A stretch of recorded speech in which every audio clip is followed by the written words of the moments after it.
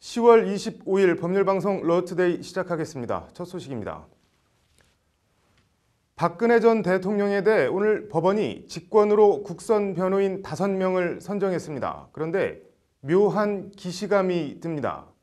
내란 혐의 등으로 재판을 받았던 전두환, 노태우 두 전직 대통령도 변호인 총사퇴, 재판 거부, 국선 변호인 선임이라는 전철을 밟은 바 있는데요. 법정에선 전직 대통령들이 국선 변호인의 도움을 받아 재판을 받는 보고 싶지 않은 되풀이돼선 안 될 사례를 또 남기게 됐습니다. 김효정 기자입니다. 박근혜 전 대통령 재판을 심리 중인 서울중앙지법 형사 22부는 오늘 국선 변호인 5명을 선정했습니다. 박 전 대통령이 추가 구속영장 발부에 반발해 지난 16일 사실상 재판 보이콧을 선언하고 변호인단 7명이 전원 사임한 데에 따른 조치입니다. 재판부는 법조 경력 6년부터 31년까지의 변호사 중 국선 변호인 경험과 희망 여부 등을 고려해 5명을 선정했다고 밝혔습니다. 재판부는 국선 변호인들의 신원에 대해선 공판 재개 전까지 공개하지 않기로 했습니다. 재판 기일 전 인적 사항이 공개될 경우 과도한 신상 털기나 취재 경쟁 과열로 국선 변호인이 재판 준비를 충실히 할 수 없다는 것이 재판부 설명입니다. 국선 변호인 선정에도 박 전 대통령 재판이 제대로 이뤄질지에 대해선 회의적인 시각이 큽니다. 우선 박 전 대통령의 혐의만 모두 18개로 사안과 재판 쟁점이 상당히 복잡합니다. 여기에 12만 쪽이 넘는 수사 기록과 공판 기록 등을 제대로 검토하려면 물리적 시간이 부족합니다. 나아가 재판부에 대한 신뢰를 잃었다며 재판 자체를 사실상 보이콧하고 있는 박 전 대통령이 국선 변호인 접견 자체를 거부할 수도 있습니다. 이 경우 국선 변호인이 실질적인 변론을 못하고 들러리 역할에 머물 수도 있습니다. 21년 전인 1996년 내란과 뇌물 등 혐의로 재판에 넘겨졌던 전두환, 노태우 두 전직 대통령도 변호인 총사퇴와 국선 변호인 선임이라는 전철을 밟은 바 있습니다. 박 전 대통령의 지금 재판 흐름과 대동소이합니다. 법률방송 김효정입니다. 박근혜 전 대통령 국선 변호인이 선정된 오늘 같은 재판부가 정호성 전 대통령 부속 비서관에 대한 결심 공판을 열었습니다. 정 전 비서관은 박근혜 전 대통령처럼 비극적인 사람이 또 있느냐고 통탄했습니다. 검찰은 정 전 비서관에 대해 징역 2년 6개월을 구형했습니다. 이 소식은 석대성 기자입니다. 정호성 전 비서관은 입을 꽉 다문 굳은 표정으로 결심 공판을 받기 위해 법정으로 들어갔습니다. 정 전 비서관은 박 전 대통령의 지시를 받고 최순실 씨에게 대통령 연설문과 국무회의 말씀 자료 등을 건넨 공무상 비밀 누설 혐의를 받고 있습니다. 검찰은 고도의 비밀성이 요구되는 청와대 문건을 최순실에 유출해 최순실이 국정을 농단하고 사적 이익을 위해 청와대 문건이 악용되게 했다. 피고인의 범행으로 국정에 대한 신뢰가 뿌리째 흔들렸다며 징역 2년 6개월을 구형했습니다. 박 전 대통령을 지근거리에서 보좌하는 문고리 3인방의 한 사람이었던 정 전 비서관은 최후 진술에서 박 전 대통령을 전 대통령이 아닌 여전히 대통령이라 칭하며 안타깝다는 소회를 밝혔습니다. 우리 정치사에서 박근혜 대통령만큼 비극적인 사람이 또 있겠나. 마음이 아프다. 대통령을 더 잘 모시지 못한 것에 대해 책임감을 느낀다고 자책했습니다. 박 전 대통령과 공무상 비밀 누설 공동정범으로 묶인 정 전 비서관은 국정 운영을 더 잘해보시려고 한 번이라도 더 체크해보려고 그러신 것이라고 변함없는 충성을 보여줬습니다. 정호성 전 비서관의 공무상 비밀 누설 혐의 선고 공판은 다음 달 15일 열립니다. 이날 법원 판단이 박근혜 전 대통령의 같은 혐의에 대한 유무죄 선고 가늠자가 될 전망입니다. 법률방송 석대성입니다.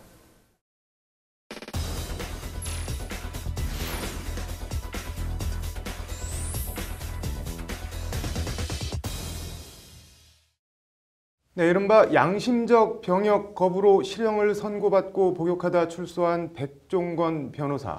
대한변협이 이 백종건 변호사가 신청한 변호사 등록을 거부했다고 하는데요. 이슈플러스 이철규 기자와 얘기해보겠습니다. 이 기자, 이게 사건 내용이 어떻게 되는 건지 좀 설명해 주시죠. 네, 백종건 변호사는 올해로 33살이고요. 네. 그 사시 50회, 사법연수원으로는 40기 출신입니다. 네. 백 변호사는 이른바 양심적 병역 거부로 병역법 위반 혐의로 기소돼서 지난해 3월 대법원에서 징역 1년 6월에 실형을 선고받고 복역하다가 지난 5월에 가석방됐는데요. 네. 이후에 변호사 활동을 다시 하기 위해서 그 변협에 재등록 신청을 했는데 변협은 어제 최종적으로 백 변호사의 변호사 등록을 안 해주는 걸로 결론을 내린 겁니다. 뭐 백종건 변호사 지금 그럼 변호사 자격이 뭐 취소되거나 박탈된 그런 상태인 건가요? 그건 아니고요. 네. 백 변호사는 지금 현재 신분은 변호사는 맞습니다. 네. 다만 이 변호사 자격은 있는데 변호사 활동을 하고 업무를 하려면 그 변협의 변호사 등록을 해야 하는데 네. 이 등록을 변협이 거부한 겁니다. 네.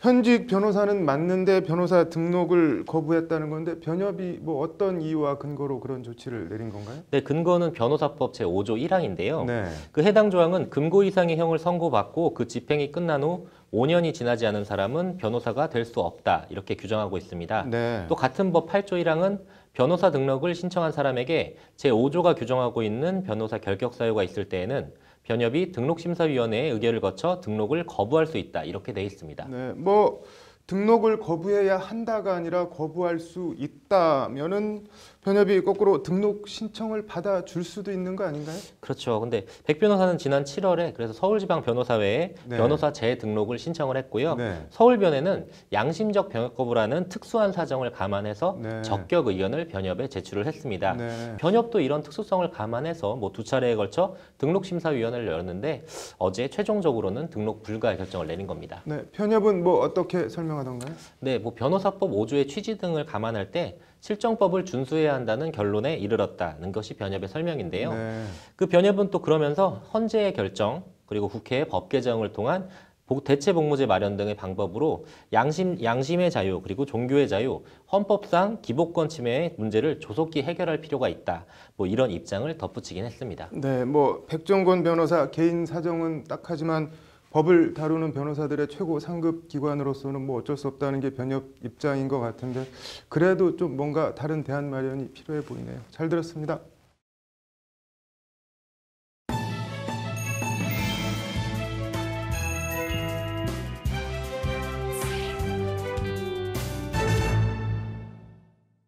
네, 상식과 원칙이 통하는 사회 법률방송 러투데이 현장기획 오토바이 고속도로 진입 금지에 대한 연속기획 4번째입니다. 오늘은 오토바이 진입 규제의 헌법적 권리 측면을 보도합니다.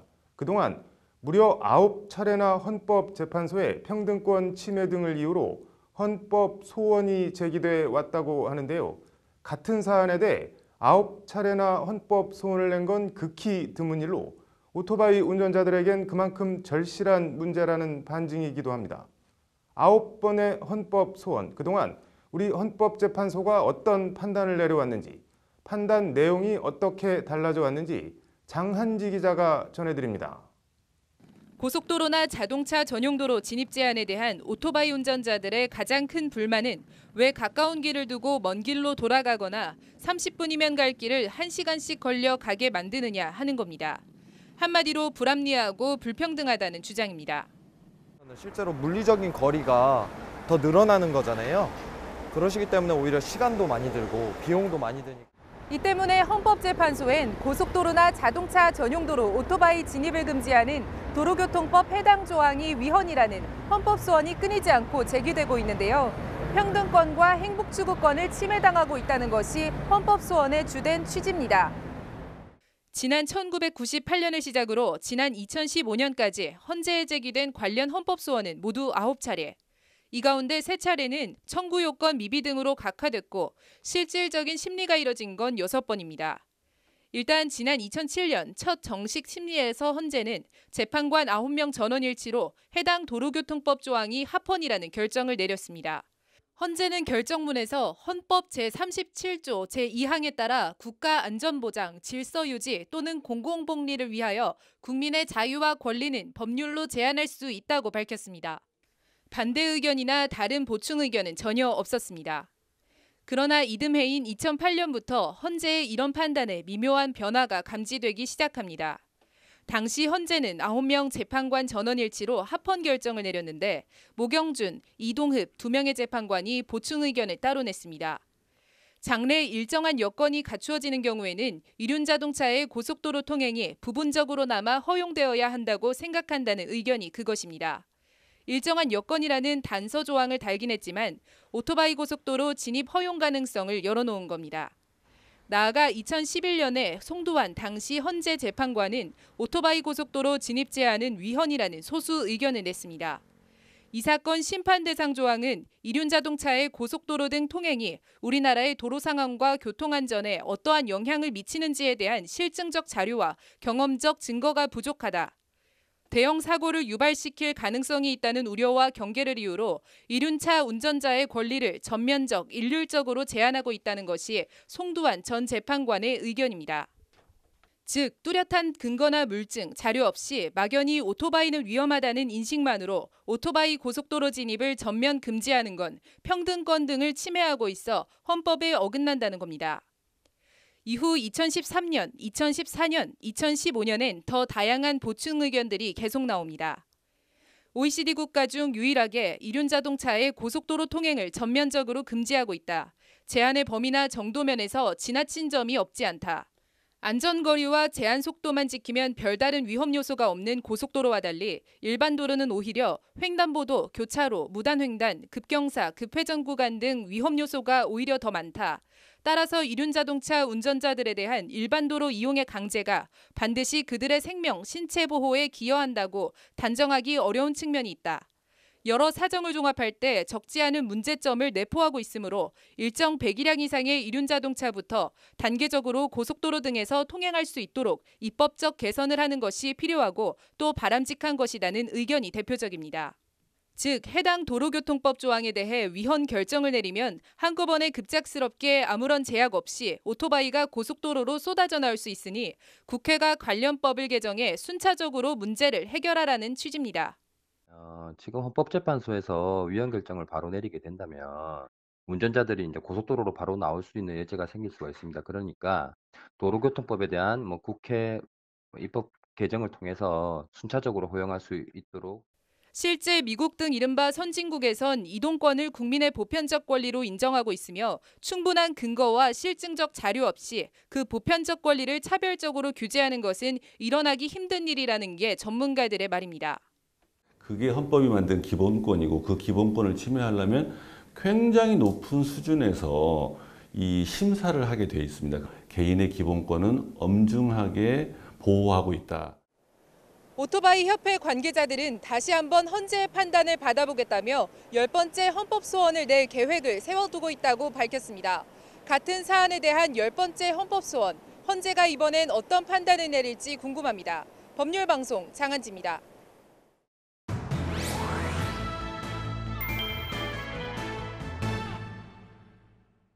네, 충남 부여의 한 마을에서 마을 주민들이 동네 야산에 장사를 지내러 가는 장의차를 막고 유족에게 이른바 통행세 수백만 원을 받았다는 사실이 알려지면서 논란이 되고 있는데요.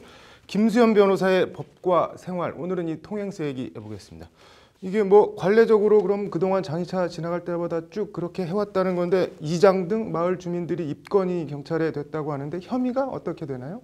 네, 형법상 장례식 등의 방해죄가 적용이 되었습니다. 네. 장례식 등의 방해죄는 장례식의 정상적인 진행을 곤란하게 하는 행위를 하였을 때 성립을 하는데요. 네, 이 사안의 경우에는 어쨌든 마을 주민들이 돈을 요구하면서 돈을 주지 않으면 이 마을을 지나갈 수 없다고 네. 그 유족들에게 협박을 하였고 또 이에 공포심을 느낀 유족들이 일정 현금을 지급한 사안에 해당이 되기 때문에 공갈죄가 성립을 하게 됩니다. 네. 공갈죄는 그럼 형량은 어떻게 되나요? 공갈죄가 성립할 경우에는 10년 이하의 징역 또는 2천만 원 이하의 벌금에 처해지게 됩니다. 그런데 이 사안은 마을 주민들이 트럭을 이용해서 도로를 막아서면서 유족들에게 돈을 요구한 사안에 해당되기 때문에 특수공갈죄가 적용이 되어야 한다는 의견도 있습니다. 따라서 만약에 특수공갈죄가 적용이 된다면 1년 이상 15년 이하의 징역에 처해지게 됩니다. 벌금형은 없나요? 네, 벌금형은 없습니다. 네, 지나가기는 가야 되고 우리 땅이니까 우리 마을이니까 돈 내고 가라. 이러면 어떻게 대처를 해야 되는 건가요, 그러면? 실제로 다른 마을에서도 선산이 있는데 이곳을 지나가려면 통행세를 요구하는 경우가 많아서 실제로 마찰이 많이 일어나고 있습니다. 네. 사후적인 대처 방법은 있을 수 있겠지만 현실적으로 생각했을 때 장례식 절차를 지체하면서까지 경찰을 부르거나 해서 사전적으로 이를 해결할 방법은 현실적으로 마땅하지가 않은 상황입니다. 약간 어이가 없는데 내일은 이렇게 도로로 쓰이는 사유지 이용을 둘러싼 논란 그리고 법적 쟁점에 대해서 좀 더 여쭤보겠습니다. 오늘 잘 들었습니다. 네, 이어서 법조계 소식 전해드리겠습니다. 김명수 대법원장이 오늘 취임 후 첫 기자간담회를 갖고 대법원장의 제왕적 권한에 대해 많은 고심을 하고 있다며 여러 위원회를 통해 권한 분산 방안을 연구하겠다고 밝혔습니다. 김 대법원장은 좋은 재판 실현을 최우선 가치로 하는 사법개혁의 과제로 법관의 독립과 전관예우 근절을 통한 사법 신뢰 제고, 상고심제도 개선 등을 꼽았습니다. 문재인 대통령이 유남석 헌법재판관 후보자에 대한 인사청문 요청안을 국회에 제출했습니다. 유 후보자는 경기도 성남시 소재 아파트와 전남 무안군 임야 등 부동산과 예금 14억 460만 원의 재산을 신고했습니다. 지난 8월 법무법인 서평을 열고 변호사로 출발한 최동욱 전 검찰총장이 조양호 한진그룹 회장의 변호인으로 선임된 것으로 알려졌습니다. 조양호 회장은 회사 자금 30억 원을 빼돌려 자택 인테리어를 한 배임 혐의로 경찰에 의해 구속영장이 신청됐다가 검찰의 보안수사 지휘로 반려된 상태입니다. 국민권익위원회는 올해 상반기 주민지원사업 실태조사 결과 송전탑과 쓰레기 처리장 등 기피시설 관련 사업에서 횡령과 예산 낭비가 팽배한 것으로 나타났다며 투명성 제고 방안을 정부 각 부처에 권고했습니다. 권익위는 사업비 별도 개정에 대한 법적 근거 마련, 목적의 사용예산 환수 규정 등 방안을 마련했다며 매년 2천억 원이 소요되는 주민지원 사업이 투명하게 운영돼야 한다고 밝혔습니다.